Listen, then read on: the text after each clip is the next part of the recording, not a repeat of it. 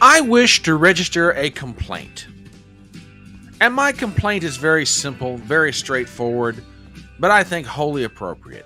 This whole working for a living thing is seriously interfering with my ability to live stream. I mean, this whole going out and earning the almighty dollar is just absolutely interfering with my ability to do research and to put in show prep and to possibly expand the amount of time I do a live stream during the day. This is a tragedy, ladies and gentlemen. Tragedy, I say. But alas, I was born good looking instead of rich, so I must suffer through all this and try and make my way in this crazy social media world that I find myself. But with that said, hi, how you doing? And hello out there in internet land. My name is Brian Trippett. I am the Front Porch Conservative, much aggrieved with weight upon my shoulders, yet I come to you again tonight for another session of Chattin on the Porch. We're on Rumble, we are on Twitter, we are on that quaint little alternative social media platform known as YouTube, but we're here. We are here and we are ready to talk to you, the intrepid out there in the fruited plain, those that are trying to make it as well, those that are trying to survive the madness, those that are trying to just survive. And while you do all that, figure out what the heck is going on in the world. So don't worry, gang, we're here, we're going to talk about it. There is much in the news. Again, my name is Brian Trippett. I am the Front Porch Conservative. This is Chattin' on the Porch, a live stream dedicated to you and allowing you to catch up on the news. Not just what they want you to know, what you need to know. And believe me, there is a lot that you need to know, and I am here to provide you with that information, among other things, too. As I say, we're on Rumble, we are on Twitter, we are on that quaint little alternative social media platform known as YouTube. So strap in, folks, and let's have some fun tonight. It's a good time for everybody. Pull up a chair, pour yourself a cup of something, and let's get into it. So glad to have you guys here tonight. Let's see who's in the house so far. Lefty Magnet is here. Hello, fellow Happy Warrior. Cheers from Twitterland. Well, isn't this a treat? I got somebody from Twitter posted. This is cool. I don't get that many posts from Twitter, which, don't get me wrong, I'm happy that you're here. Lefty Magnet, we're glad to have you in the house. Good to see you. Yeah, we got a ton of stuff to get into tonight. Gypsy, as always, you are wonderful. I love you. Take your time. No big deal. It's all good. It's all good. Let's see who else is here. Robert's in the house. Glad to see you, my brother. Oh, I tell you, so good. I've got the best audience on the internet. Daggone it. Ain't no doubt about it. Ain't no doubt about it. You guys are cool. How you doing out there? It's been a crazy day. Personally, it's been a crazy day in the news, and boy, there's a ton of it out there. Some of it I didn't get to last night, and I am going to and get into some of that this evening. Good evening, Mr. Dave. Glad to have you here, sir. And I've got some election news for you that you might be interested in. It'll be a little bit later in the live stream. Glad to have y'all in the house tonight. If you haven't done it yet, send out a Getter, a Gab, a tweet, a Truth Social, a Facebook post, wherever you're on social media. Tell all your friends to get in here because there's a ton of stuff going on in the news, and we have so got to talk about it. Okay. I need to take care of some business from last night. And when I say take care of some business, I kind of feel like when I do this that I am a man trying to drink water that's coming out of a fire hydrant. There is so much to talk about, and time just doesn't necessarily let me do everything I want to do in the constraints that are currently my life and the constraints of this show. One of the things I did not get to last night was Dr. Anthony Fauci's testimony before the United States House of Representatives. And I'm not going to lie to you. I've kind of got mixed feelings about the whole thing. And it's this. Here's the crux of it. Do I have a problem with congressional testimony in general? No. It's a necessary function of what we do to try and pass laws and make public policy in the United States of America. You have to have hearings in order to be able to attain information. Got no problem with that in general. But I've got a problem with a congressional hearing that generates more heat than it does light, and more particularly when nothing comes out of it. And that was my problem with yesterday. Now, yesterday, let's just be honest about it. Yesterday was a whole lot of chest thumping. And yesterday was a whole lot of I can't stand Anthony Fauci. He's this, he's that, which by the way, I am not excusing a single solitary daggone thing Anthony Fauci did from 2020 to now. He is responsible for so many different things as far as I am concerned. He should be held to account not only in the court of public opinion, but as far as I'm concerned, in other places. His history of doing the sort of things that he did ought to most certainly be brought into bear. When I say history, this guy's got going back to the 1980s, the kind of stuff that we saw in a 3-year period. But on the whole, and I know I'm going to get in trouble for saying this, on the whole, I could care less about what they did yesterday. Now, before you all just start jumping up and down, just listen to me and hear me out. Okay?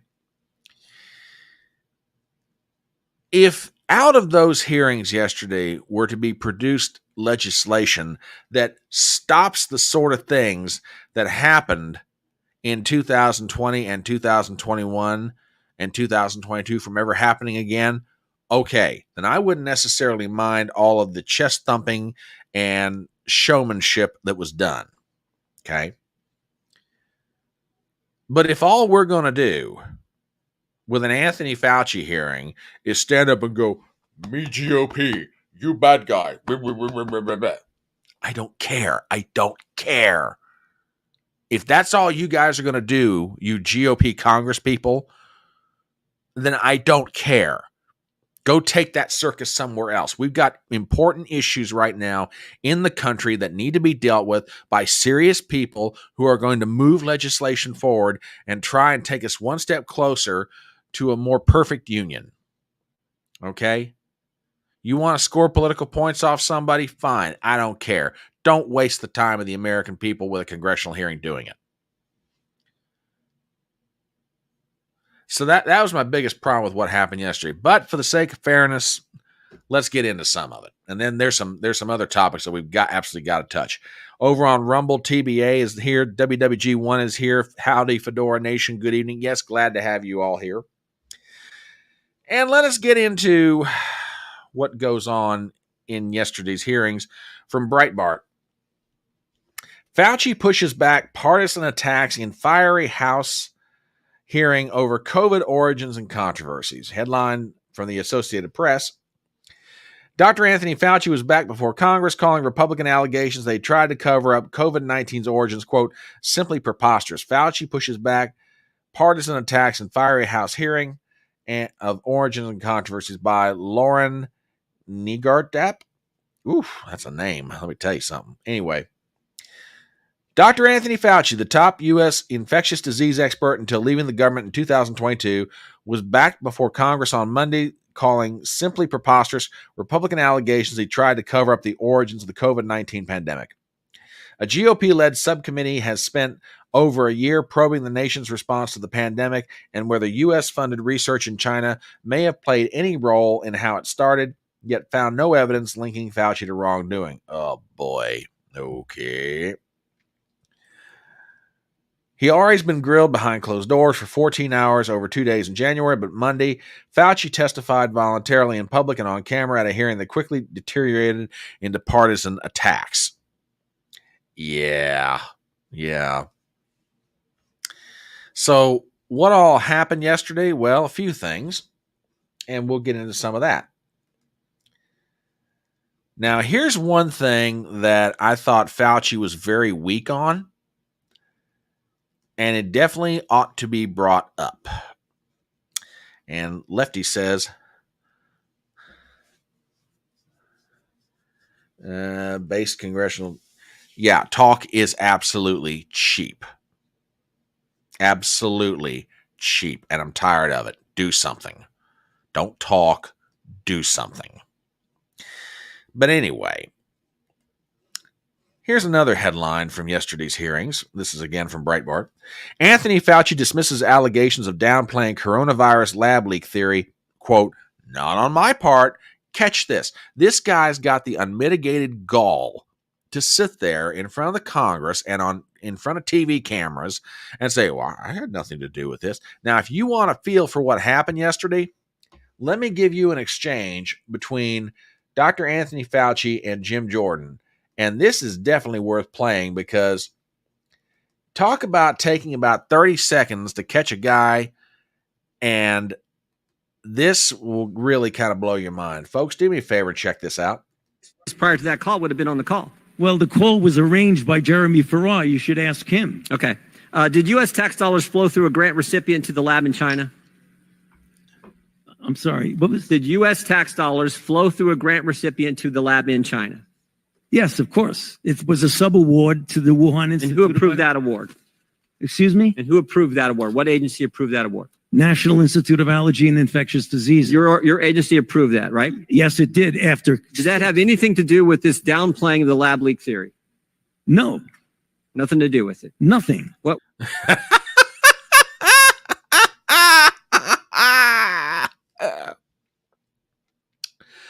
Folks, I don't have quite the memory of an elephant, but my memory is pretty good. And y'all back me up here if I'm wrong on this, but do you guys remember in the early part of 2020 when all this got started and people were trying to say, hey, wait a minute, we've got some Chinese labs over here in Wuhan. They're doing some funky research. How do we know this stuff didn't come out of a lab in China? As a matter of fact, Trump was saying that we got to talk to Xi Jinping.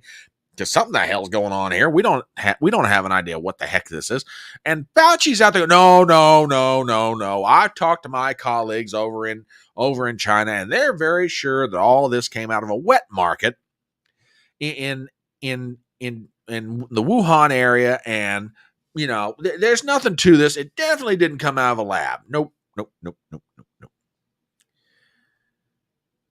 So now you got Jim Jordan asking Fauci, hey, did we fund any research over there in Wuhan? Yeah, we did. Who gave the authorization for the funding? That was the National Institutes of Allergy and Health and all that. The agency that he ran, by the way. So Jim Jordan, being a good old common sense fella from Ohio, asked the obvious question. So tell me something. The fact that you authorized funding for the Wuhan lab had nothing whatsoever to do with the fact you downplayed where the virus came from. Nope, not me. Did. Oh, my God.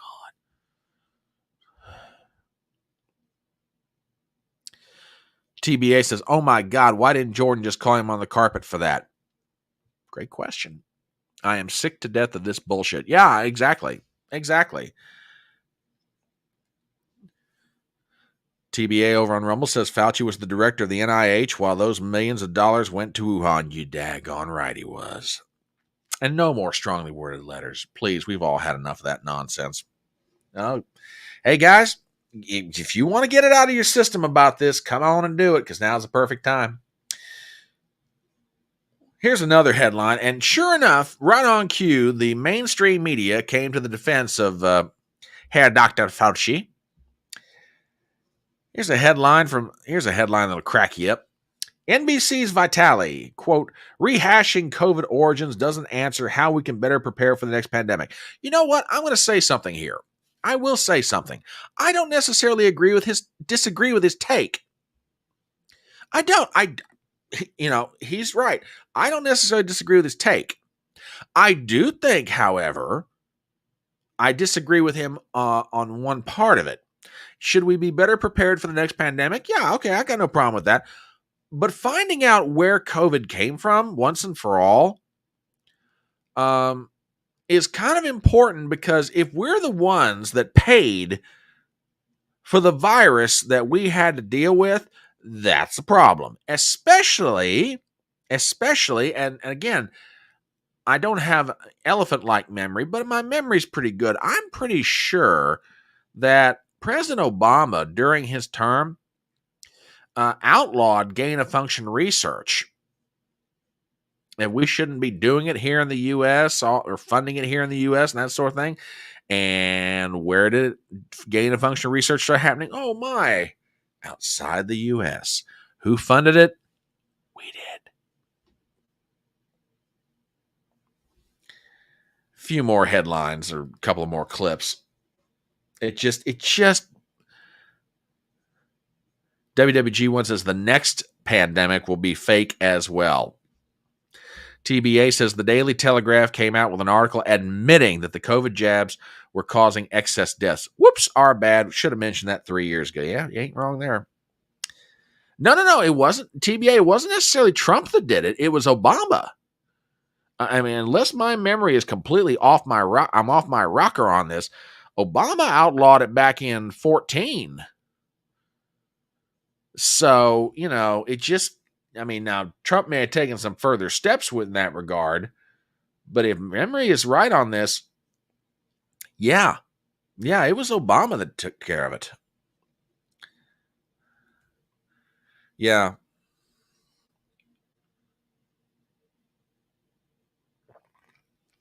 You're absolutely right, Robert. You're absolutely right. Oh, and not just, you want some more of the Dog and Pony Show? Try this on for size. Under normal circumstances, I absolutely love Marjorie Taylor Greene. Every so often, I consider putting her on my list of future ex-wives because every so often I look at her and go, could I fix crazy? I could fix crazy. I could fix her. Yeah, no problem. But then I think to myself, no, that's just a little too crazy even for me. But no, I shouldn't say it. Marjorie Taylor Greene's a very attractive lady. But this is one of the clips that got the most attention yesterday. But again, it's more heat than light, and it's not leading us to anything. And that's what bugs me the most about it. Anyway, here's the clip. What this committee should be doing, we should be recommending you to be prosecuted. We should be writing a criminal referral because you should be prosecuted for crimes against humanity. You belong in prison, Dr. Fauci.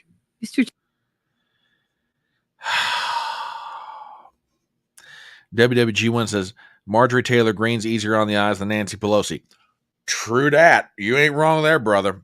You ain't wrong there. Like I say, I have no problem with a congressional hearing that actually produces real information and produces and moves us towards solutions that hopefully prevent this sort of thing from ever happening again, or at least limiting its effect if it does. But I tell you what, the one person who I think summed up brilliantly what the GOP has become and what really the net effect of those hearings were yesterday, interestingly enough, is Tim Pool. He said something that, that is so, so true, and what many of us are thinking. The GOP is a bunch of disorganized retards and cowards. And, buddy, I'm telling you what, I don't always agree with Tim Pool, but on this one, he's not wrong. He's really not. I mean, name of God, what in the hell are we doing here? Now, to Robert's point that he made a minute ago, and I'll put this back up here. The Dog and Pony Show is necessary for the normies who believed all the BS. It's not meant for those of us who saw the truth. And I agree with you. I absolutely agree. There were so many people in their own way, with their own voice, through means available to them, that tried to get alternative information out, that tried to present, facts that maybe people weren't considering, that were trying to present solutions. I saw an article today referenced that, and again, I didn't have the time to look this up, but I'll just mention it in passing, that in March of 2020, word was coming out of China where the Chinese, in trying to get a handle on the coronavirus, were praising the effectiveness of hydroxychloroquine. Fauci when Trump brought it up at a press conference, just poo-pooed it. It was like, nope, nope, nope, no, no, can't talk about that, can't talk about that, can't talk about that. To which, wait a minute, I thought this is all about trying to be science-based and trying to pursue every avenue. Instead, we pursued a vaccine. Vaccine. No, no, no. Forget about the fact that, people in the country need to lose weight, eat healthier, take vitamins and supplements, and maybe we could have, actually been out in the sunshine and exercised, maybe try to naturally work our way through this thing. Oh, no, can't do that. No. No. Yeah, here's a good point too, Lefty. Lefty, you got to start coming around more often to the porch. You are a welcome, and don't get me wrong, I love everybody who comes here, but you are a welcome addition. That ultimately foster. Yeah, they don't. They really don't. They truly don't. They don't get it. So yeah, I did want to mention it. I didn't get to it yesterday, and I thought, yeah, we got to talk about this. TBA says Fauci himself ran a 2005 NIH article about how hydroxychloroquine was the best cure for coronavirus. I've got the article. Do me a favor and tweet that at me. I would appreciate it. Hey, and Lefty, I saw your comment earlier. While you're at it, go over to that alternative social media platform called YouTube. Give me a sub over there too. If you're gonna get me on Rumble, get me on YouTube as well. But glad to have you here. Tell your friends, by the way. We do this Monday through Thursday, 7:30, and we do it also on Saturday at 10:30 in the morning. So glad to have you here. You may be new. We give you a tip of the fedora. Glad to have you in the audience. All right, let's move on to some other things. And we definitely need to get into this. Ladies and gentlemen, have you ever asked yourself, can you tell when it's an election year? Huh? What the heck kind of question is that? Have you ever asked yourself the question, can you tell when it is an election year? Well, if you've ever asked yourself that question, but you don't have a really good answer, the answer that I can give you is you can tell it's election year.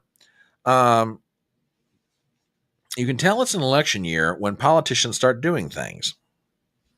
Why are her chats not? Her chats aren't showing up. That's weird. Well, she is chatting in from Twitter. So I bet you that's why.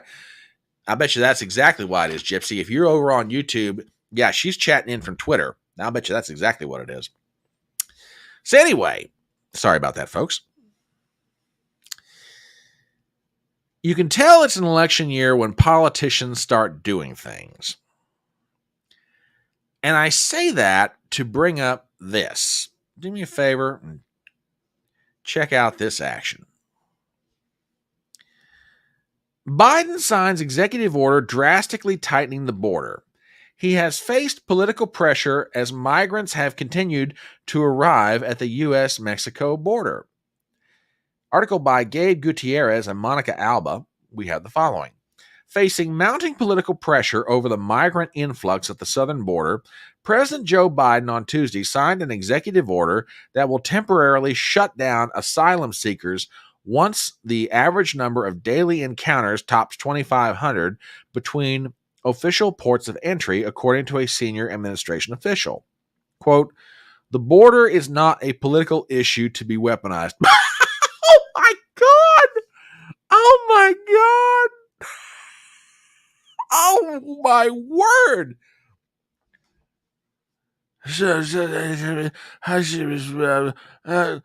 The border is not a political issue. Ice cream that's not to be politicized. Oh my God! You got to give it to President Soft Serve. He never fails to test the limits, or maybe the better say, the depths of your willingness to be disgusted. All right, let's get back to this article. The shutdown would go into effect immediately since that threshold has already been met, a senior administration official said. The border would reopen only once that number fell to 1,500. The president's border order would come under the Immigration and Nationality Act, sections 212F and 215A, suspending entry of non-citizens who cross the southern border into the United States unlawfully. Senior administration officials said Tuesday in a call with reporters that individuals who cross the southern border unlawfully or without authorization will generally be ineligible for asylum, absent exceptionally compelling circumstances, unless they are accepted by the proclamation. The officials said the migrants who don't meet the requirement having a credible fear when they apply for asylum will be immediately removable and anticipate they will be removed by individuals in a matter of days, if not hours. All right, we got to talk about this. I just can't with this guy. As the kids say these days, I just can't with this guy. I mean, the second. Now, okay, let me take you back in time. Yep. And I'm gonna and Robert knows why, but I'm gonna, for those of you who are watching this, wherever you are out there on Rumble, on Twitter, or on YouTube, I'm gonna explain to you why this is a crock of shite. Okay? It is just incredible how dumb he thinks everybody is. Yeah, it's a fake shutdown. And frankly, if you stop and think about it, how many millions of people have crossed the southern border since 2021 to present? Why shut it down now? There's no sense doing it. Unless, of course, you're trying to win a re-election or you got a debate coming up in about 3 weeks against your leading opponent. But if you're not sure why I'm saying this is a crock of shite, may I take you down memory lane here for just a second? Let me take you back to the campaign of 2020. Here's Joe Biden being interviewed by a reporter down in Florida, and he gets on the subject of the southern border. I want you to listen to the things that he starts saying. There are going to be no deportations in the first 100 days of my campaign. Let me get that right. You are going to freeze deportations? Freeze deportations for the first 100 days. Oh, and it gets better, folks. It really does. It gets a whole lot better than that. Here's another one. I love this. This was a press conference, March of 2021.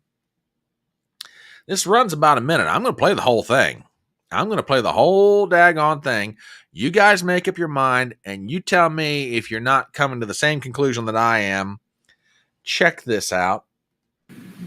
You bear responsibility for everything that's happening at the border now. I hear you talking a lot about the past administration. You decided. Now, if you didn't hear what the reporter said, she said, "Do you bear responsibility for what's happening at the border right now?" And he just smirked and laughed about it. I mean, let me back that up. I want you guys to watch this. Okay, here it starts. She starts to ask the question. You really can't hear it, but listen to this. Bear responsibility for everything that's happening at the border now. I hear you talking a lot about the past administration.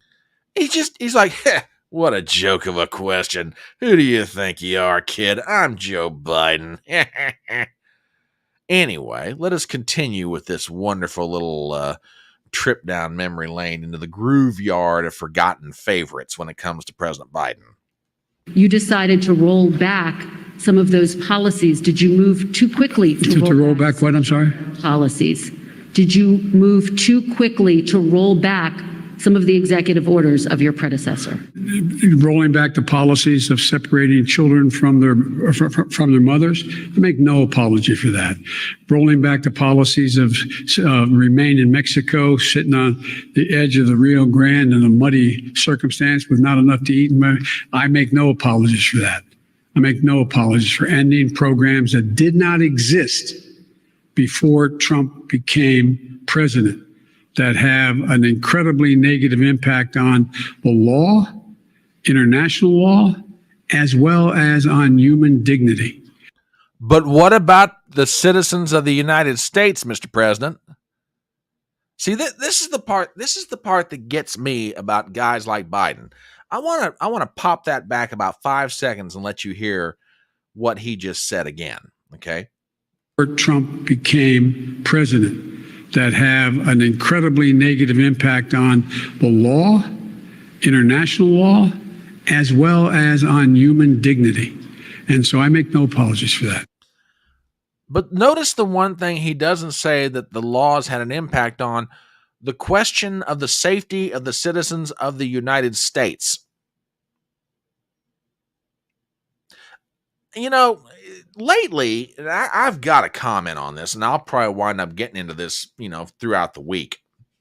Biden is out there with a new line of attack against Trump, and that is, man, when he lost the 2020 election, he just became unhinged. There's just something wrong with the guy. I mean, it's just crazy the way that Trump's acting. It affected him profoundly. When he lost the 2020 election, and this is the word Biden keeps using, unhinged. There's something, or the phrase, there's something wrong with the guy. I posit just the opposite. There is something wrong with Joe Biden when it comes to Donald Trump. Now, if you're wondering what I'm getting at, here's specifically what I mean. The second, and I mean the second, Joe Biden took his hand off the Bible and shook hands with everybody up there on the platform after he was sworn into the presidency, he goes off into a small little room and he starts signing executive orders after executive orders. And what do these executive orders do? They reverse Trump policies, especially as it related to the border, especially as it related to energy independence, especially when it came to stopping the further construction of the Keystone Pipeline. In 24 hours, executive order after executive order, undoing something that Trump had done, reversing a policy or putting a policy in place that basically undermined what Trump was doing. Biden's out there trying to say that Trump is the one that's unhinged. No, I will argue that it's Joe Biden and the members of his party that at the mere mention of the name Donald Trump, these people go crazy. Most people commonly refer to it as Trump derangement syndrome. The reality is, I don't think that accurately describes it. It's not derangement. These people are just mad. They're insane. Donald Trump could sign a law into effect that would say, if you murder a 3-year-old child in any way, shape, or form, that is a federal crime and you get the death penalty. And the Democrats would fight him on it. Notice, I didn't say a 3-year-old child that's of a certain race or ethnicity or skin color. No, just any 3-year-old child. If you kill them under federal law, you get the death penalty. The Democrats will fight him on it. Why? Just because Donald Trump is the one that did it. These people are absolutely crazy. They are. They are insane. Gypsy just sent me over something. Hang on a second. I got to take a look at this. Oh, buddy, this isn't good. Yeah. Well, oh, yeah. I'll put that. Gypsy, I'm going to put this in the mix. Give me a second here. I've got a spot for it. I'll put it in the mix because, yeah, this definitely ought to be talked about. Thank you for sending that over to me, by the way. And let me slide this right up the line. Let's see where I want to put this. Oh, yeah. Yeah, right there. That's perfect. Okay. All right.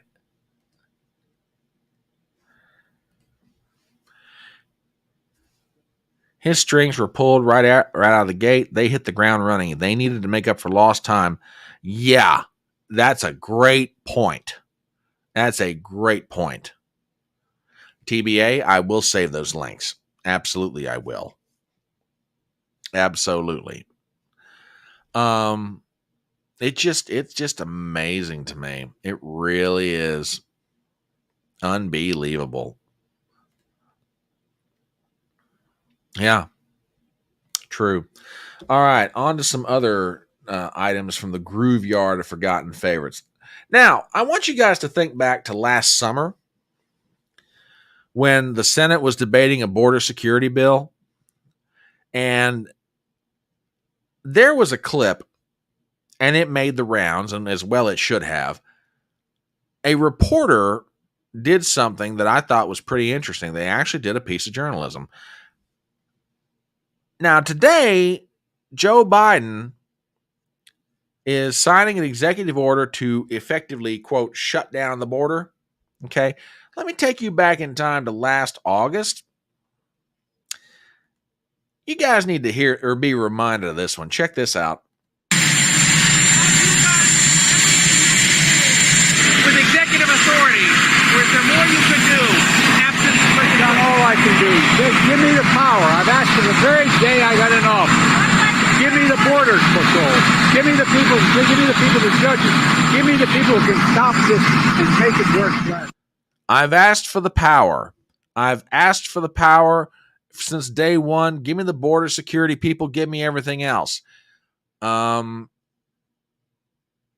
just signed an executive order doing what you could have done back then.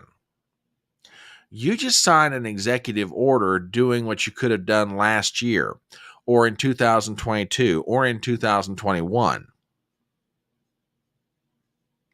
Or here's an even more novel idea, Mr. President. How about not undoing the policies that were actually keeping the border secure and that were actually making sure that border crossings were at a 20-year low and that we had control of our border? How about that? But no, you hated Donald Trump so much, you had to get rid of everything that was him. Every mention of his name, every policy he had in place, every executive order, all of it. You had to get rid of it. And now you've got an unmitigated disaster on your hands. It's been going on even reporters back in March of 2021 are asking you in a press conference because they realize it's starting to get bad. And at that point, it hadn't gotten as bad as to where it is right now. May I respectfully point out to everybody, you had reporters back then. Matter of fact, I think that was Kristen Welker of NBC News who asked that question of him. She's now currently the host of Meet the Press. Kristen Welker is like, are you responsible for anything going on currently at the border? You know? He's like, nope, I accept no responsibility for it. Well, then here's my question. If you're signing an executive order on today, June 4th, 2024, does that not mean that you are indeed accepting responsibility because the border has gotten so bad under your watch that you've got to shut it down?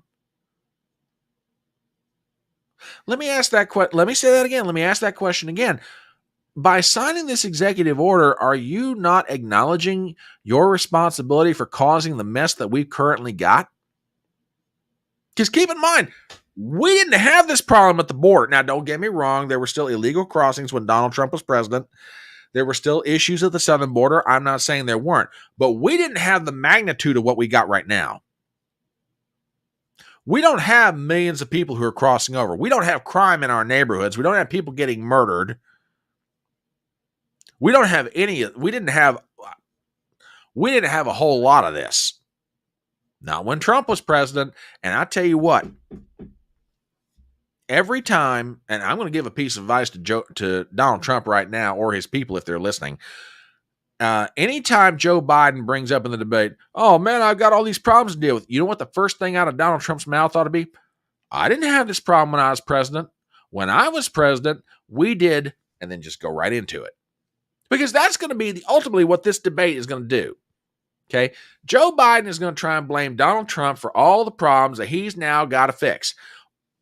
All Trump's got to do to effectively counter that is be like, I didn't have that problem when I was president. When I was president, inflation was at 1.4%. We had the border under control. Gas prices were $2.30 a gallon. Just whatever it is that Biden tries to blame him for, just absolutely just lay him out. Just turn it around and go, didn't have that problem when I was president. And just drive it home. Just absolutely drive it home. TBA over on Rumble says Biden's border policy was meant to replace all the fake ballots they cheated with in 2020.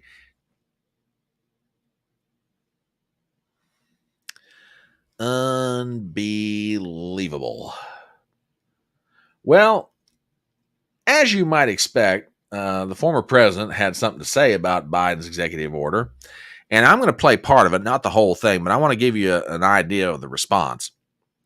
And this is definitely worth hearing. So I'll run this. It runs about, this whole clip's 3 minutes. I'm going to run just about a minute of it because it covers most of what we need to talk about. So, folks, do me a favor, check this out. Crooked Joe Biden, the worst president in the history of our country by far, has totally surrendered our southern border. His weakness and extremism have resulted in a border invasion like we have never seen before. Other countries have emptied out their prisons, insane asylums, and mental institutions and sent us drug dealers, human traffickers, and terrorists. Millions of people have poured into our country, and now, after nearly 4 years of his failed, weak leadership, pathetic leadership, Crooked Joe Biden is pretending to finally do something about the border. But in fact, it's all about show because he knows we have a debate coming up in 3 weeks. The truth is that Joe Biden's executive order won't stop the invasion. It's weak and it's pathetic. It will actually make the invasion worse. Millions of people a year will continue to pour across our border and be released into our country. And we recently learned Biden is secretly granting mass amnesty to hundreds of thousands of these illegal aliens, along with welfare, government benefits, work permits, and jobs. He's not doing that, however, for our veterans. He's not doing that for our homeless. Okay, I want to stop there, and that's a pretty good response for on a number of different levels. Now, he dropped some things right in there that I definitely want to address. And I got to thank Gypsy for sending me this. I want to show you guys something. This is, let me read this real fast. 1:30 a.m. this morning, we witnessed an enormous mass illegal crossing of hundreds of people around the world into Jacumba, California, in San Diego County.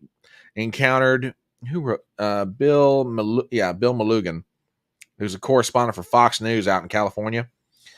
We encountered men from Mauritania, Nepal, India, China, Vietnam, and many others. No Mexicans, folks. I'm going to play this. Again, this is from a Fox reporter out in California. These are people crossing the border at an area in California. Take a look at this. This is just going to blow your mind. I mean, yeah, Nepal, India, China, Vietnam, from all over the world, just not Mexico.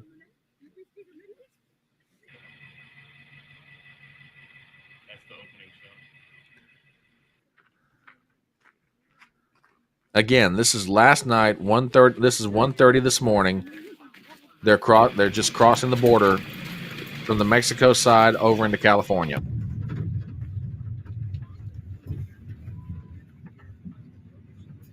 Just take a good long look, folks.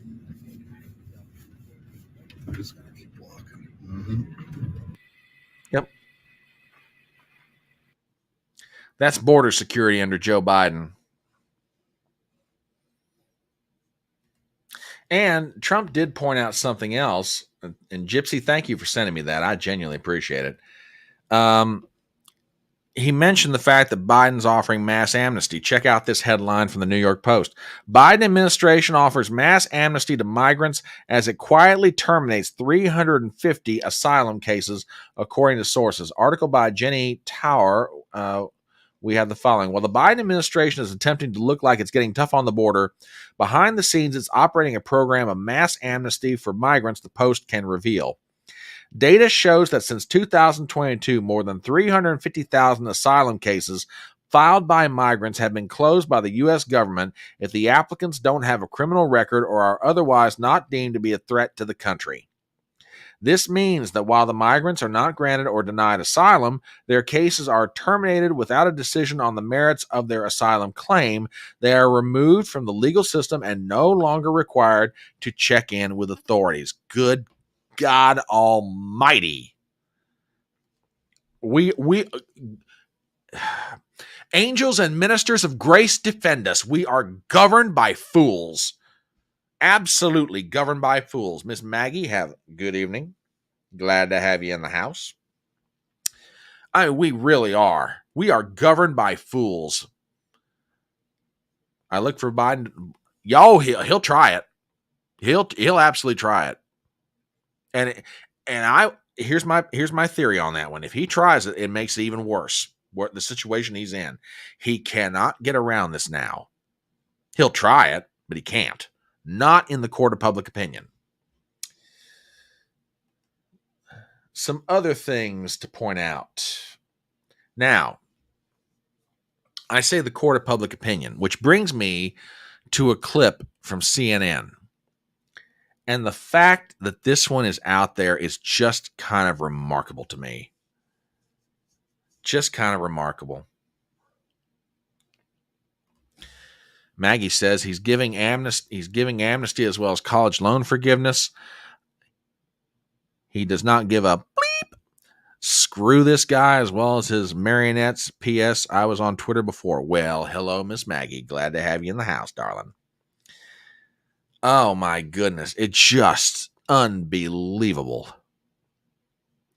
TBA says if Biden tries to avoid the debate, he'll be mocked into next year. I absolutely agree with that. WWG1 says the Mexicans have decided they think Mexico is a better bet than America. Go figure. All right, this clip from CNN. The court of public opinion, ladies and gentlemen. There's a poll that I'm going to set this up. There's a poll that they're talking about from Marquette University. Marquette usually runs a poll a national poll about once every 2 or 3 months. They're discussing the most recent poll from Marquette. Folks, this is going to surprise you. Well, not really. You guys are sharp. But most people who hear this, they're going to be shocked. Listen to this. So this is a better job on border security and immigration, which tends to be one of former President Trump's best questions. But I think the key thing here, Kate, to look at is the timeline and look at the trend line here. Because back in June of 2020, Biden was actually trusted more on the question of border security and immigration by a single point. Look at where we are in May of 2024. My goodness gracious. Look at this huge jump that Donald Trump has gotten. He is now ahead on this issue by 27 percentage points. So it's not just that immigration is more at the top of voters' minds than it was 4 years ago. It's that who they trust on the issue has changed a lot. The fact that you see a 30-point shift, I'm used to seeing 10, 15, maybe 20-point shift, but basically a 30-point shift, 28 points if you want to be exact, that is very, very different from a lot of other polling questions. So that is amazing. Did I see where Biden tried to appeal to black on? Yeah, I haven't seen it. Send it to me. Which, by the way, guys, if you happen to come across things that you think we ought to talk about here on the electronic front porch, tweet it at me. We'll throw it up there, take a look at it. Don't get me wrong. I come to these things, with a number of topics that I want to talk about. But if you see something out there that's like, ooh, the gang needs to know about this, Fedora Nation needs to hear about it, yeah, tweet it at me. You can do it during the show. I'm not going to get upset. We'll take a look at it. We'll try and squeeze it in and work it in. So, yeah, shoot it to me. Gypsy, just shoot it over to me. So, yeah, Biden's trying to look tough on the border, and it ain't working. Oh, and boy, and speaking of not working, have I got something later on for you guys that you're going to get a kick out of, and it comes from, of all places, somebody that you would not expect to be the most Trump-friendly of people. And he hasn't been over the years. But man, he dropped something in the past day or so that, oh my gosh, very, very interesting stuff. And we will get to it momentarily. But before we do, it is about 20 minutes after 8. My name is Brian Trippett. I am known in social media circles as the Front Porch Conservative. Sometimes I'm known by a title of the beau in the chapeau. Occasionally I'm called the fine fella in the fedora. This little live stream is called Chattin on the Porch, where we get together and we talk about what's going on in the news. We are on Rumble, we are on Twitter, and we are on that quaint little alternative social media platform known as YouTube. So if you haven't done it yet, please give me a thumbs up on both places, Rumble and what's that playing? Oh yeah, YouTube, that thing called YouTube. Give me a thumbs up there. If you're not a subscriber to my channels, please give me a sub on Rumble and YouTube. It would be greatly appreciated. I would love it very much. We are trying to grow Fedora Nation as best we can, and every little subscriber and every thumbs up helps. It helps with the algorithm more than y'all can possibly know. Okay, let us shift gears and talk about probably one of the, I use the word funny, but I really shouldn't laugh about it because it is human tragedy on some level. But given who it is, and it's probably very unchristian of me to say what I'm about to say next, I don't particularly feel sorry for them.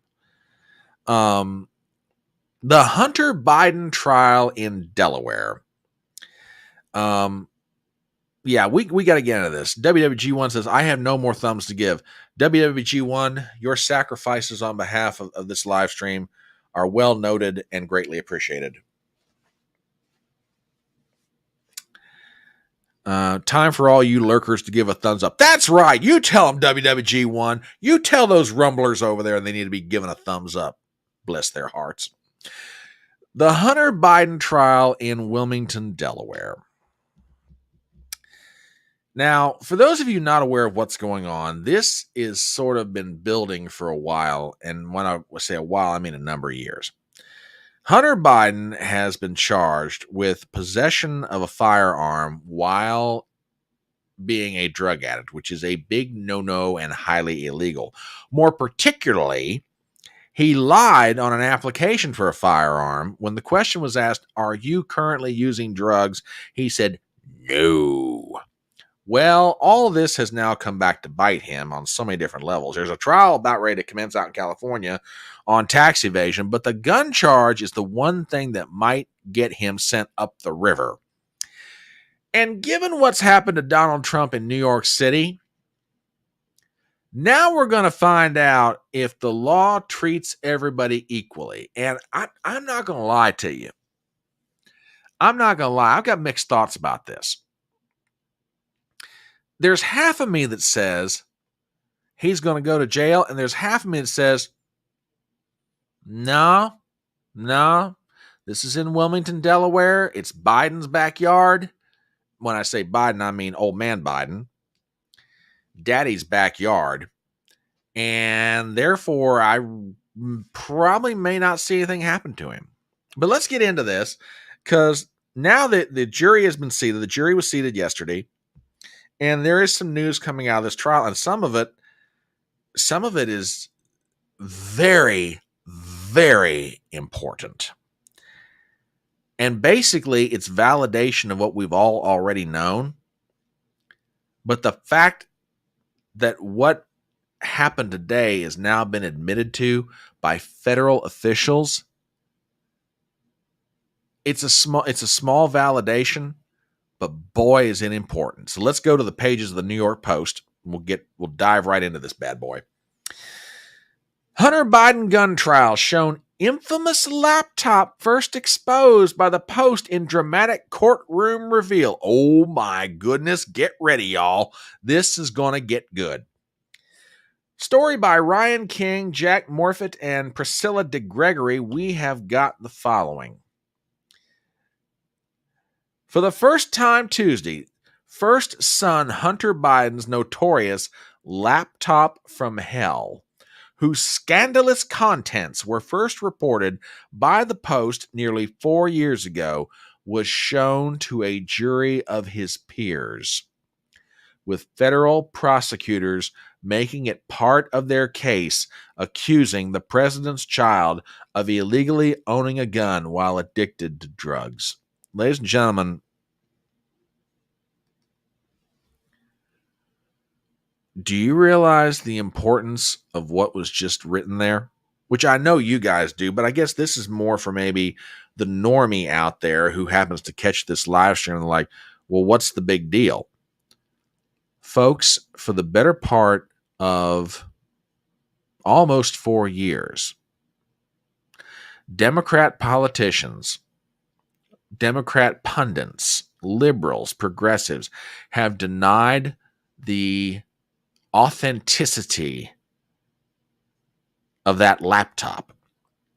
Now, if you don't remember anything about this laptop, may I respectfully remind everyone this thing was put in the hands of the FBI in December 2019. The Justice Department had their hands on it for almost 9 months, maybe 10, before news of its existence came out in October of 2020.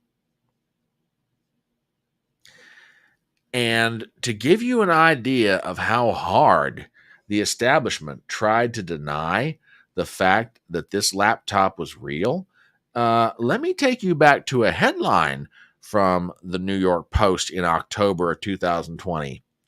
Spies who lie. Intelligent experts falsely discredit Hunter Biden laptop. Remember the infamous letter signed off on by 51 members of the intelligence community?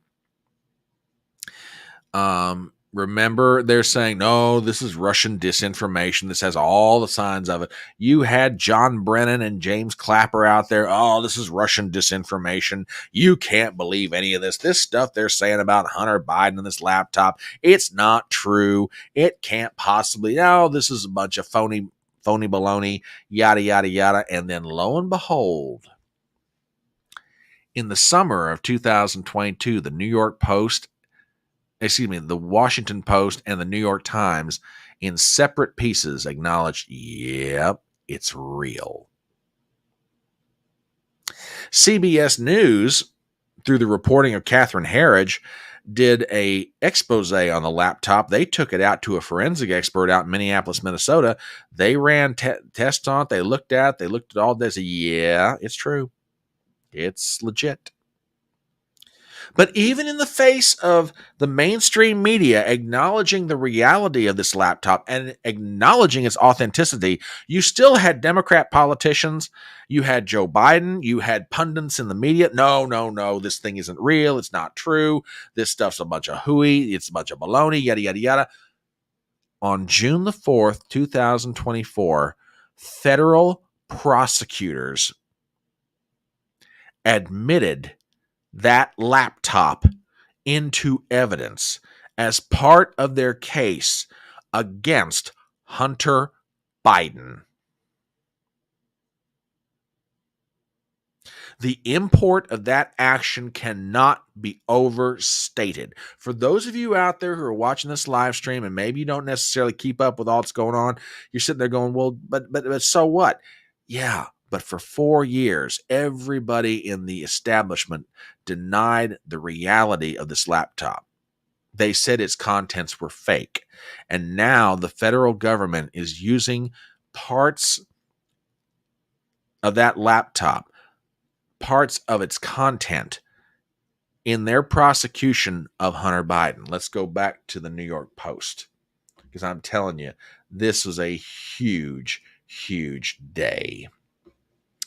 And we return to the article, and we shall read the following. The pivotal moment unfolded after prosecutor Derek Hines brought out a plastic-wrapped laptop, walked it across the courtroom, and presented it to the first witness, FBI Special Agent Erica Jensen. Jensen took the MacBook Pro 13 and verified, after looking at the serial number on the back, that it had in fact belonged to President Biden's son. Prosecutors from the Office of Special Counsel David Weiss must prove to the jurors that Hunter, 54, intentionally lied on a gun application form by claiming he didn't do drugs when he purchased a Colt Cobra revolver on October 12th of 2018, a time when prosecutors say he was in the middle of a serious crack cocaine dependency. The feds were quick to begin using information extracted from the laptop to lay out a timeline of when they say Hunter was using before and after he bought the firearm, which he only owned for 11 days. Federal Judge Mary Ellen Norica ruled before trial that prosecutors do not need to prove the Biden son was high when he bought the gun, but only that he was generally using around that time. This I had not heard about. 5 jurors didn't even show up on time today. Literally everyone knows this is a show trial, no repercussions. We'll hold on to that, Gypsy. We'll get to that thought. Joe over on Rumble says those who called the laptop disinformation were actually themselves spreading disinformation. Absolutely. WWG1 says a jury of his peers would be fellow crackheads. Hold on to that thought too, because I've said before and I'll say it again. There are moments when I think that my audience has read my mind in terms of what kind of clips I've got prepared to use for the live stream. And this may be one of those moments y'all are just totally tuned in to where my brain's going. We're going to get to some of this. Now, there's some other news that came out of this trial today. And one of the things that was presented to the jury was a audio recording. And you guys need to hear this. And I think I've got a copy of it here. Come on, tell me I've got this. Rats. Hang on. Gotta see if I can find this because this is really kind of sad. And I would be more sympathetic if it were different people who were involved in this. But still, this is worth letting you guys hear because it's really kind of amazing. It truly is. Let me see if I can put I just found it. Hang on. Yeah, we got to put this in. Part of what the jury heard today was an audio message from Joe Biden to his son Hunter. And don't get me wrong, I excuse Joe and Hunter and the rest of the Biden family for nothing. Okay? That said, however, I grant Joe a modicum of compassion when you hear this. So let me put this up here. I'm going to let you guys play it. This is something that the court heard today. Do me a favor and just listen to this. Hey, it's Dad again. I'm down at Newport News, Virginia. It's about 4 o'clock. Just call and check. Just text me or something to let me know you're okay? I love you. It's Dad. I called to tell you I love you. I love you more than the whole world, pal. I gotta get some help. I don't know what to do. I know you don't either. But I'm here no matter what you need. No matter what you need, I love you. Like I say, normally I don't cut Joe Biden an ounce of slack. I really don't. On the other hand, I've never had a family member in the throes of the type of addiction that Hunter Biden was going through. And I've never been a father who's watched his son go through that. So I'm not going to lie. I mean, I hear that recording and you can hear the anguish in the man's voice. But that's something that the court got to hear today. And pretty extraordinary. Pretty extraordinary. Now, there were a couple of humorous moments provided by a couple of different people. Gypsy sent me something earlier. I had seen it, but she sent it to me, and I want to, acknowledge her graciousness in pointing it out to me. But yeah, I was gonna run this tonight because I'd seen it earlier myself. Hunter Biden dressed down by sugar brother Kevin Morris's daughter. Stop taking advantage of my dad. Now, if you don't know what this is referring to, Hunter has, for any number of reasons for the past few years, has been cash-strapped, so to speak. And he latched on, and I don't think that's an unkind way of saying it because it's true. He latched on to a lawyer from out of California named Kevin Morris, and he kind of became the sugar brother Well, now Sugar Brother's daughter is upset with Hunter, saying, "Leave my dad alone and stop trying to milk him." This is an article by Isabel Vincent, and we'll check out what's said here. This is kind of interesting. The daughter of Hunter Biden's sugar brother, Kevin Morris, accused the first son of taking advantage of millionaire lawyer, the Post has learned. Dulcie Lou Morris, 23 years old, dressed down the first son face to face. Oh, I didn't realize that part of it. Face to face for taking millions from her dad for his legal bills. Morris, 60 years old, is a Hollywood entertainment lawyer and a Democrat donor who began paying Hunter Biden's debts weeks after meeting him at a fundraiser for then candidate Joe Biden in Brentwood, California in 2019. On Monday, Morris showed up at Wilmington, Delaware as part of the Biden entourage on the first day of Hunter's gun trial. Also present in a show of support were First Lady Jill Biden and daughter Ashley Biden, as well as Melissa Cohen, Hunter's second wife. The first son denies 3 felony charges stemming from an alleged illegal possession of a gun in 2018 while he was a user. He is accused of failing to disclose he was on drugs, yada, yada, yada. While the first son's family rallied around him, Morris's family have attacked both Hunter and Morris himself. Quote, his entire family has abandoned him because they were livid when they found out he was bankrolling everything, a source close to the Morris family said. Here's a picture of Dulcie Morris, the daughter of Kevin Morris. Morris's daughter, Dulcie Lou, even confronted Hunter Biden recently, telling him, quote, stop taking advantage of my father, the source said. Last month, Politico reported that Morris told his legal associates he has run out of cash to help fund Biden's defense. Oh, my goodness. Oh, gosh, this is just bad. Now, there is one other funny, if you can find funny in all this, but there's one other funny that came out of all this, and I have got to let you hear this for yourself. Are you guys familiar with the website Marco Polo? Okay. Marco Polo was founded by a guy named Garrett Ziegler. Well, Marco Polo has put together a lot of the information off of Hunter's laptop, and at this point, it is claimed that none of the information that the Marco Polo website has put forward has been refuted. So Garrett Ziegler was at the courthouse today, the founder of the Marco Polo website, and he got accosted. I'm going to play this. You've got to hear it because this will blow your mind. This runs about 1:27. I'm not even going to try and interrupt this because you've got to hear this. Check this out. Current wife jumping on you when you're just there watching a trial, sir?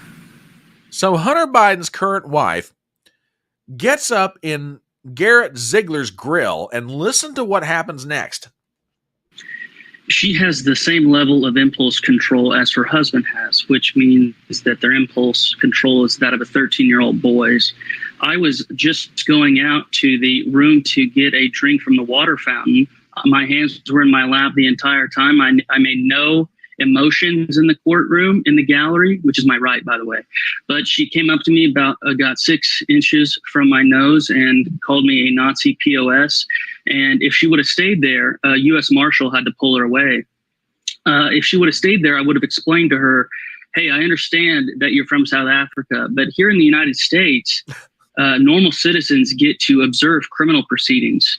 I know that in the Soviet world in which you live, you think that anybody who, quote, F's with a Biden can just get kicked out of a courthouse for doing nothing. This is how these people think. And so it's pathetic on multiple levels. Number one, she emasculated Hunter. Hunter can't deal with his own problems, and I guess he has to have his petite 5'1" wife come up to me. It's pathetic. It's emasculating. And remember, this is the family that Jill said was going to bring back decency. And I didn't say one word to her in response, Steve. I literally just laughed, and everybody was staring at her. Oh, my gosh. That's just... wow. Just wow. Yep, we're going to bring back decency. Yeah, buddy. Holy cow. Holy cow.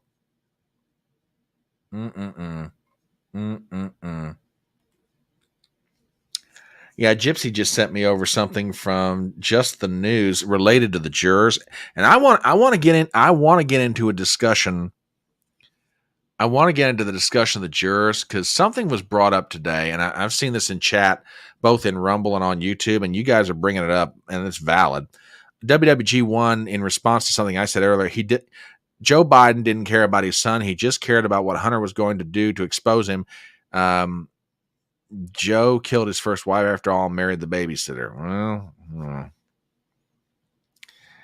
the last sentence I'll leave alone, but yeah, I don't say as I disagree with the first part of that. I really don't.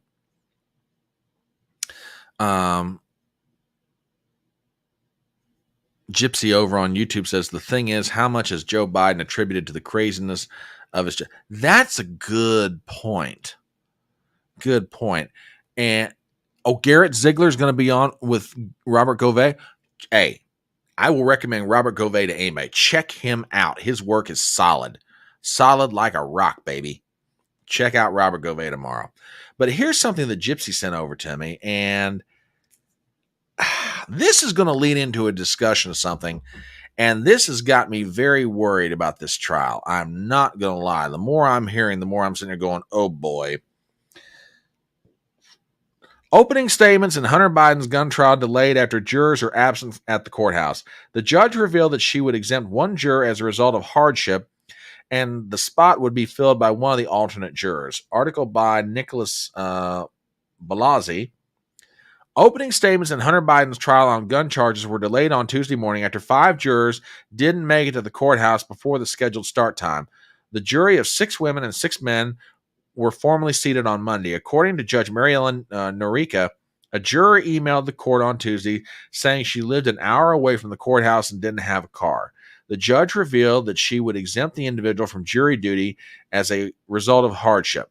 The spot would have to be filled by one of the alternates. Jill Biden was spotted at the courthouse again on Tuesday. Oh, boy. So, were any of the jurors up in Manhattan late in getting to court?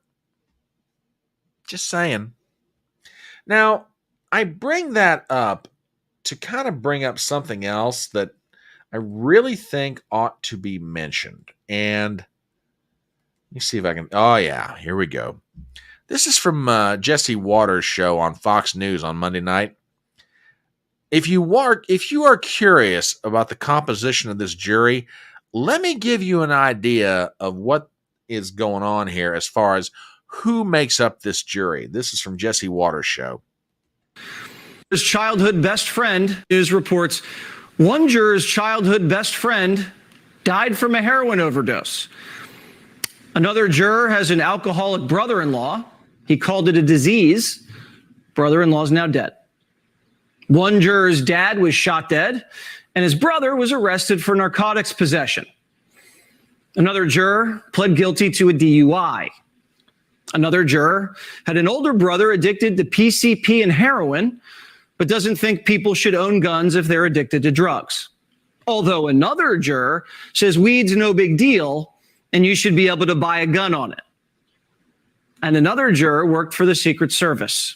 Her husband still in the Secret Service. Ashley Biden reportedly smiling when she heard that. Oh, and there's an Obama donor as an alternate. His childhood. Now, let me just say something and be very clear here. I'm not sure if this is the actual sitting 12 members of the jury or if these are alternates or people in the pool. But if this is what makes up that jury, you know,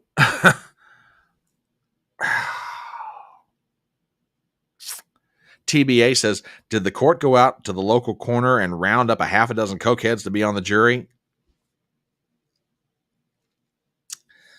Oh boy. Yeah. The entire Biden family is the most indecent in our nation. Seems like, yeah, you ain't wrong there. Now, I bring that up. I bring up the article that Gypsy forwarded to get to one thing, and I need your guys' opinion on this. I'm going to play you part of a clip from Ben Shapiro, which I know some of y'all are sitting there going, Ben Shapiro, what the front porch? What are you doing playing Shapiro on this channel? Hang on. You know, do I always agree with Ben Shapiro on everything? No, not necessarily. But he said something as part of his broadcast in either today or yesterday that's really kind of smart, and it kind of got me thinking. I want your guys' take on this. TBA, I saw that comment over on Rumble, and we're going to get to that after this clip because that's a great point. That's a great point. But anyway, let me play this. This runs about a minute, but I want to get your guys' take on this. So here's Ben Shapiro from the Daily Wire. So, will Hunter be acquitted? Doubtful he'll be acquitted. The charges are too strong. But could there be a hung jury? I'll bet on a hung jury. I'll bet on a hung jury right now. I bet you there's at least one or two holdouts inside that jury who believe that the only reason that Hunter is being brought up on charges at all is because of an attempt by the DOJ to look even-handed. All you need to do is buy one juror in a district that Joe Biden won by approximately 70% in order to hold this thing up. And then we'll be lectured by Joe Biden, if there is a hung jury, about how the jury system worked yet again. You know, I mean, there's a lot of things about that clip from Joe Biden on Friday, that 1 minute 45 clip. And one of them was the jury system in America worked. A jury of Donald Trump's peers found him guilty. TBA asks a really great question, and that's this. If Hunter gets a cokehead jury, why didn't Trump get a jury of billionaires? That is a fabulous point. WWG1 says, I want a jury of people who watch the front porch and start. Yeah, that'd be a great jury to have. And this is another good one. Yeah, guy, these are great points. These are absolutely great points. And here is my question. Because there's a lot of different angles that you can come at from this thing. But I guess my question to you guys is this. And let's just say Shapiro's right. Okay, let's say Ben Shapiro is correct. That we get a hung jury. Because, I mean, you saw some of the people that Jesse Waters listed who are on this jury. Okay? If you get a hung jury, what does that do to the opinion of the normies who are watching what happened to Donald Trump for about 6 weeks up in Manhattan, and then you've got a 1-week trial in Wilmington, Delaware, and Hunter Biden goes free by virtue of a hung jury? Is Joe Biden going to go out and say, well, now, you can't criticize what happened with my son Hunter because he was tried by a jury of his peers and they couldn't, in good conscience and unanimity, find him guilty. You can't criticize. No.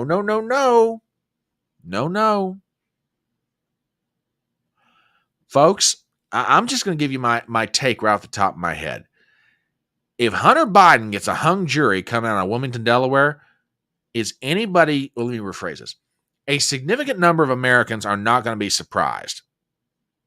They will be disgusted because that significant number of Americans realize what a lot of us have been saying for a long time, that there's 2 tiers of justice in this country. There's a system of justice for the haves and a system of justice for the have-nots. And Hunter Biden is one of the haves because of who his daddy is and who his political affiliations belong to. There's also going to be a significant number of people. I mean, one of the aspects of the Trump verdict that's been fascinating to watch is how people's eyes are being opened.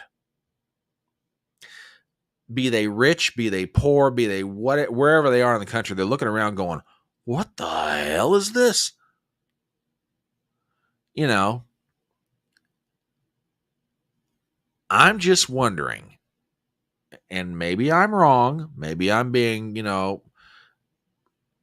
naively Pollyannic, if I may use such a term. I'm just wondering how much more the eyes of the normies are opened if Hunter Biden walks scot-free on this thing. I'm serious. Because, and here's why I asked that question. If the Trump trial and the Hunter Biden trial were maybe, let's just say 4 or 5 months apart, okay? And Hunter Biden goes scot-free by virtue of a hung jury, okay, people might get upset, but you wouldn't have the blowback. What makes it worse for the establishment now, here's the Donald Trump trial. Here's the Hunter Biden trial. One is almost on top of the other. For 6 weeks up in Manhattan, everybody saw what happened. Okay?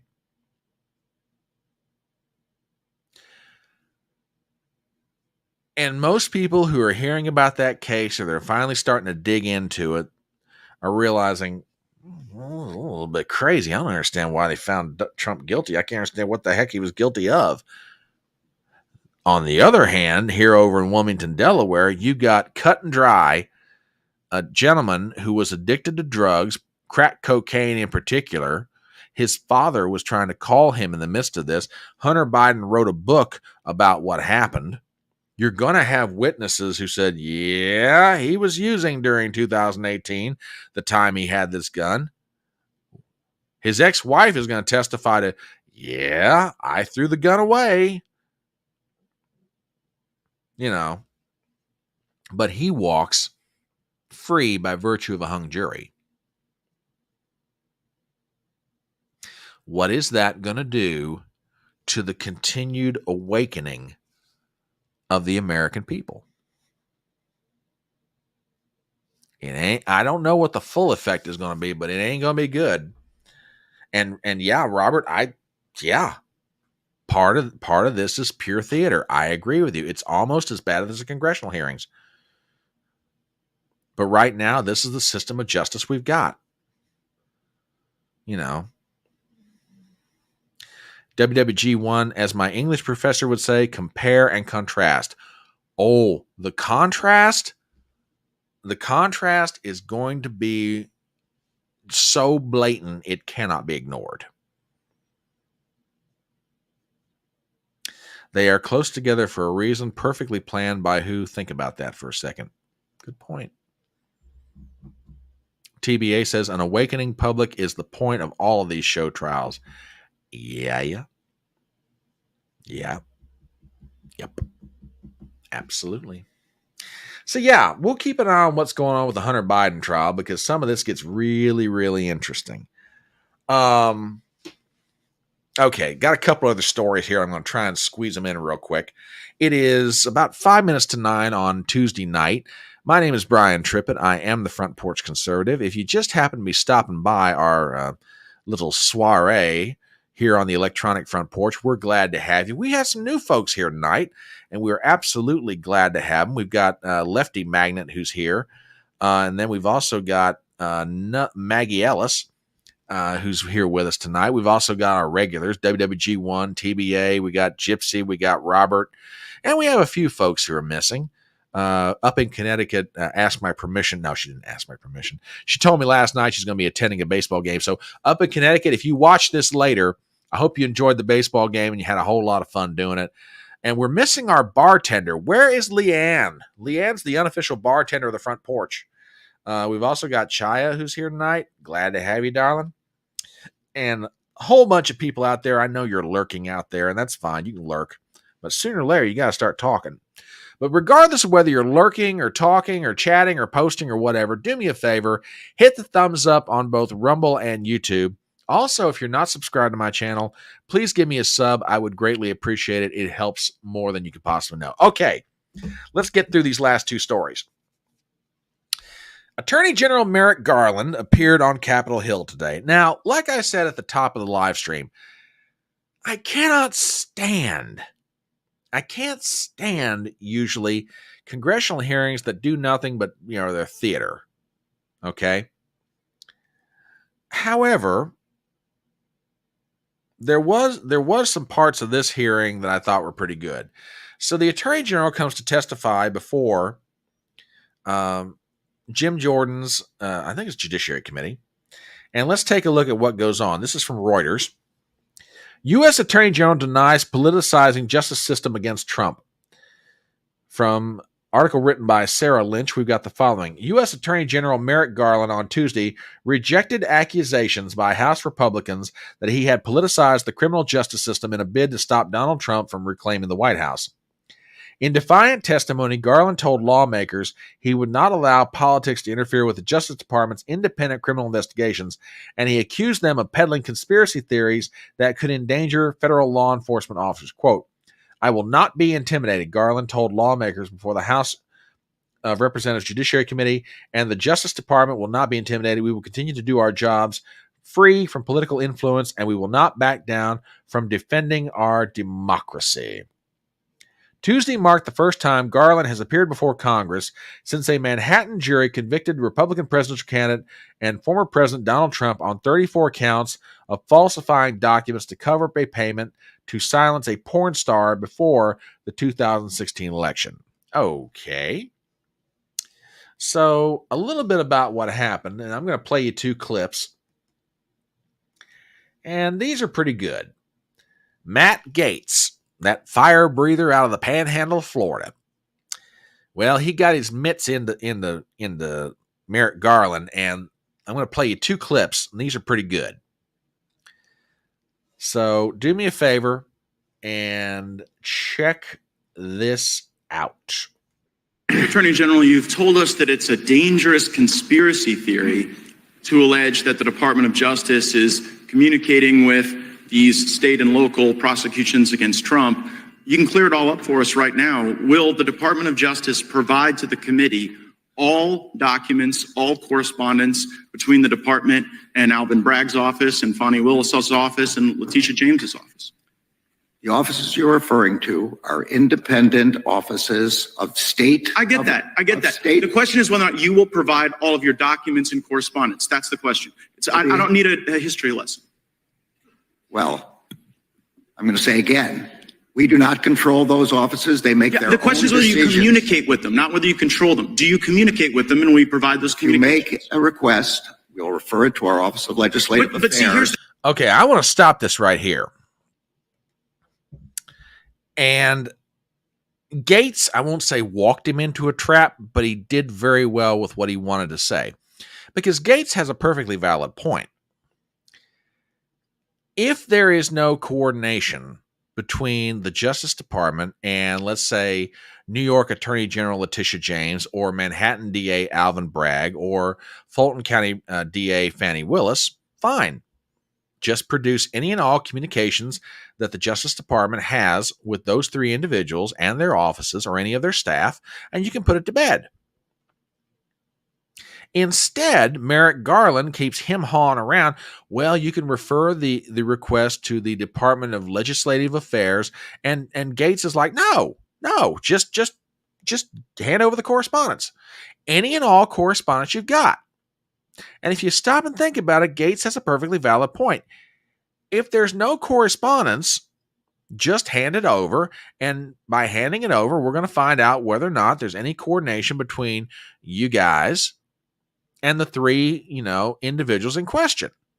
I mean, Merrick Garland, in one sense, is absolutely correct. They are independent. They are state and local. But the problem is most people believe that there has been coordination at some level in some way between all of them. Now, if there isn't, fine. Here's your chance to prove it. Just show us any and all correspondence you got. Garland won't do it. All right, let's get to the second clip. And this one is great. Folks, do me a favor. You won't comment on it, Mr. Attorney. Sorry about that. Let me back that up just a hair. Okay, do me a favor and check this. Let me do one more thing with it, and then I'll turn it loose. Okay, here we go. Check this out. I'm sorry, I don't agree with anything you just said, but I'm not going to comment on it. Okay, so you won't comment on it, Mr. Attorney General, but you had no problem dispatching Matthew Colangelo. Who's Matthew Colangelo? That is false. I did not dispatch Matthew Colangelo. Matthew Colangelo became the Assistant Attorney General at the very beginning of the Biden administration. Without having been Senate confirmed, goes and gets this senior role at the DOJ. And then after, I believe it's Gupta replaces Colangelo, Colangelo makes this remarkable downstream career journey from the U.S. Department of Justice in Washington, D.C., and then pops up in Alvin Bragg's office to go get Trump. And you're saying that's just a career choice that was made that has nothing to do with the lawfare coordinated by the... I'm saying it's false. I did not dispatch Mr. Colangelo anywhere. Okay, Garland may be right. Okay, he may be absolutely right. Yeah, he didn't dispatch him anywhere. But then again, he didn't have to. I will never forget something that Rush Limbaugh used to say when it came to Obama and Obama's associates in the White House. And it was Limbaugh's theory about why Barack Obama, you would never be able to prove anything against him. And Limbaugh's theory basically went like this. Barack Obama didn't have to tell his associates, go do something. The reason he didn't have to tell them that is they already agreed with Obama and sort of understood this is what we need to do. Everybody was already in simpatico as far as their ideas, that it's kind of like one guy gives another guy a look and off they go. And WWG1 makes a great point. I would love to make the switch from brain surgeon to trash collector. That would be a great career move for me. Well, point valid, and the point that Gates is making, why does a guy go from being the number 3 man at the Justice Department to go to a career, frankly, it's not even a lateral move, it's a move down the ladder. He goes to work in the Manhattan DA's office. And you saw that article the other day we ran from Margot Cleveland at the Federalist. They deliberately put a group of lawyers together from various law firms out of D.C. to go work in Bragg's office to make that prosecution happen. Bragg was going to drop it until about 2 or 3 lawyers, one of them being Colangelo, came along and said, we can make this thing work. And then Bragg pursued it. Joe over on Rumble says, that absolutely applies to the Lois Lerner IRS scandal, and there didn't have to be a smoking gun. Bingo. TBA says the correspondence would be incriminating between the DOJ's activities with New York DA, etc. Yep, absolutely right. I heard about this, but I did not see it. I saw the headline and I did not have a chance to look into it. Do me a favor, shoot it to me. We'll talk about this tomorrow. We'll absolutely get into this tomorrow. I give you my word. We will get into this. Tweet it at me. Let me take a look at it. But yeah, I will definitely read up on it. Okay, one more story, and this is primarily for the benefit of Dave. And I'm not picking on him with this last story, but I saw some news today that actually kind of gives me some hope for different reasons. A lot has been made about a nagging worry that a lot of us have. Okay, we see all these polls, they're going in Donald Trump's direction. There's all this money coming in. You know, there's all these people who are coming to Trump. Maybe they've never been involved in the political process. You know, they're watching all this stuff go down, on and on and on. But they're going to steal it. You know, the Democrats, and here comes the counter. They're going to steal it. The Democrats are going to cheat. You know what they're going to do, Front Porch. They've done it before. They'll do it again. Let me show you some stories that have come out and I'll drop these in chat because I want you guys to see these. Take time, look at them on your own. But the first one comes from the Washington Examiner and is written by one of my absolutely favorite authors. If you ever get the chance to read her stuff, you absolutely need to do it. Selena Zito. This is a story out of Pennsylvania, and I'm not going to necessarily take the time to read it, but like I said, I will drop this in chat, and we might get into this in a little more detail tomorrow. But this is a story about efforts in Pennsylvania to engage low propensity voters to vote by mail. And we're talking about there is probably upwards of about $10 million between now and election day in a coordinated effort between grassroots conservatives and Republican Party establishment syncing up together to get low propensity voters to vote by mail to offset the Democrats' advantage in Pennsylvania. That is huge. And the effort is led by Sean Parnell, who is an absolute America First MAGA warrior. Okay. The second story that I want to show you guys comes from Breitbart, and I heard about this the other day, but this is good. Check this one out. I saw where you tweeted this story, and it's definitely, folks, it's definitely worth your read. But here's another one for you. RNC and the Trump campaign sue Nevada over state mail-in ballot practices. Now, I will read a little bit of this, okay, because definitely you guys need to hear about this if you haven't already. The Republican National Committee, former President Donald Trump's campaign, and the Nevada Republican Party filed a lawsuit against Nevada for counting mail-in ballots that are received the day after an election and do not contain postmarks. In a press release on Monday, the RNC explained that under the state's law, mail-in ballots are required, quote, to be postmarked on or before Election Day. Michael Whatley, the chairman of the RNC, explained that counting ballots after the day of the election creates a concerning and potentially fraudulent impact on the state's elections. The RNC explained that this helps to make sure ballots received after the election day are not counted in the results. Quote, counting ballots received after election day without a postmark creates a concerning and potentially fraudulent impact on Nevada elections. We are filing this lawsuit to ensure Nevada law is followed and promote election integrity in the Silver State. Okay. One more story in this vein. And this was on Twitter today. I have not seen this yet, but again, this one's slightly anecdotal, so I will tell you that one up front. But I want you guys to check this one out.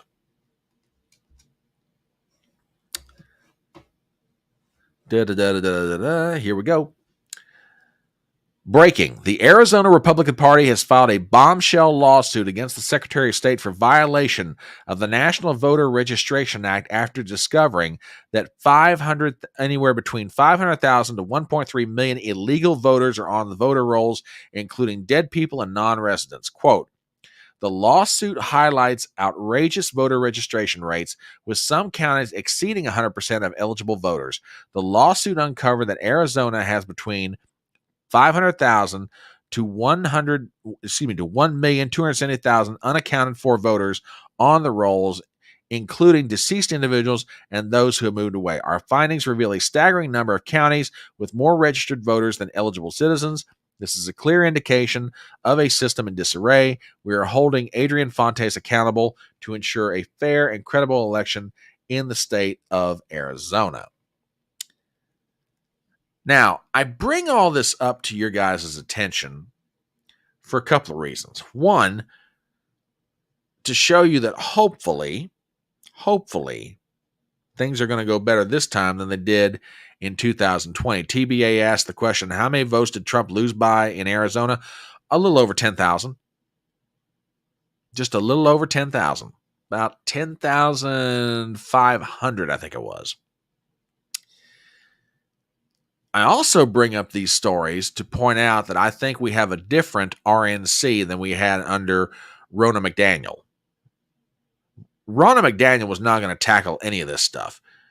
Michael Whatley and Lara Trump together, they are absolutely, at least from my perspective, and I could be wrong about this. This is just from the outside looking in. These two are making a very effective team. If you don't know anything about Michael Whatley, he's the recently installed chairman of the RNC. He was also the state chairman in North Carolina, and Michael Whatley is given a lot of credit with turning around Republican fortunes in the Tar Heel state. As a matter of fact, he's slowly turned that state into a Republican powerhouse. So the D's were cheating selectively back then, and now they need far more than 10,000. Maybe TBA. Maybe. Now, I bring this stuff up, like I say, to give as much as I can some perspective on what's going on. Now, granted, we're a long way from the election. Anything can happen, and I put nothing past the Democrats, okay? But one last thing, and I got to show you guys this. Frank Luntz, of all people, has posted something that y'all need to hear. Before I do that, let me do this. This is the latest poll that came out post-Trump verdict.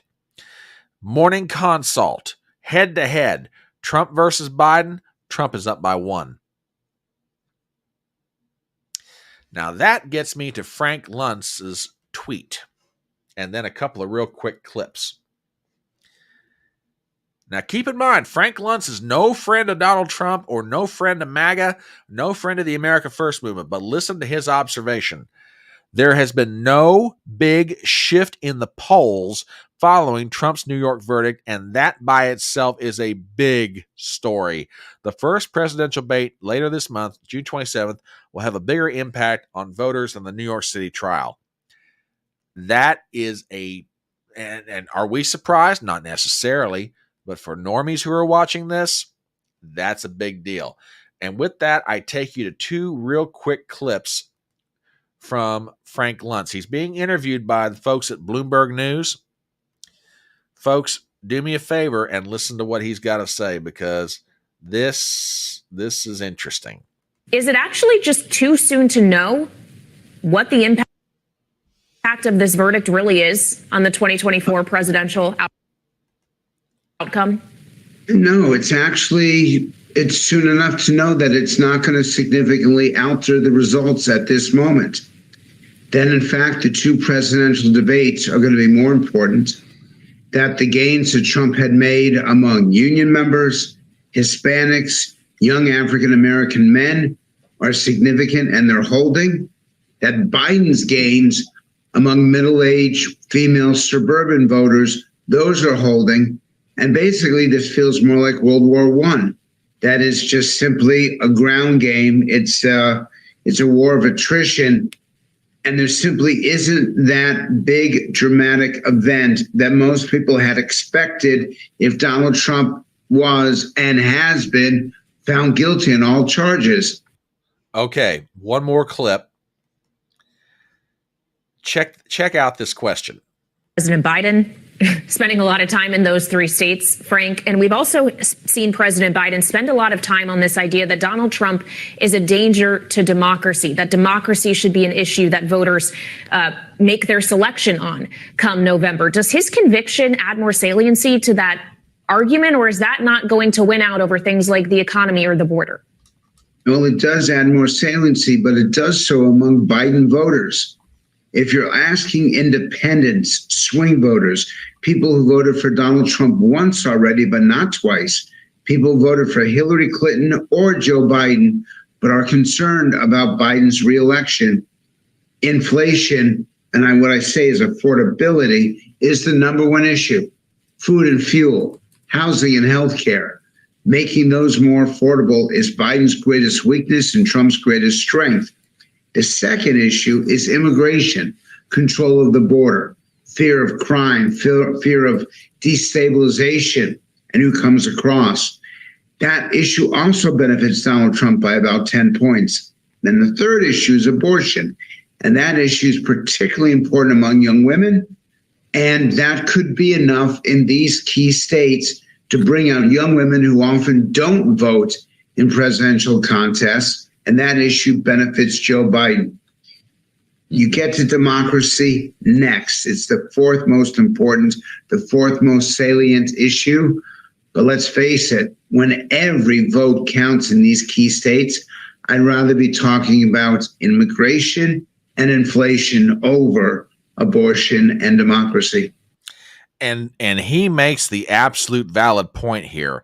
And I'm gonna go out on a limb, and I don't think I'm too far out there saying this. If this comes down to affordability / inflation, and if this comes down to a question of immigration, and those two issues reign supreme over the question of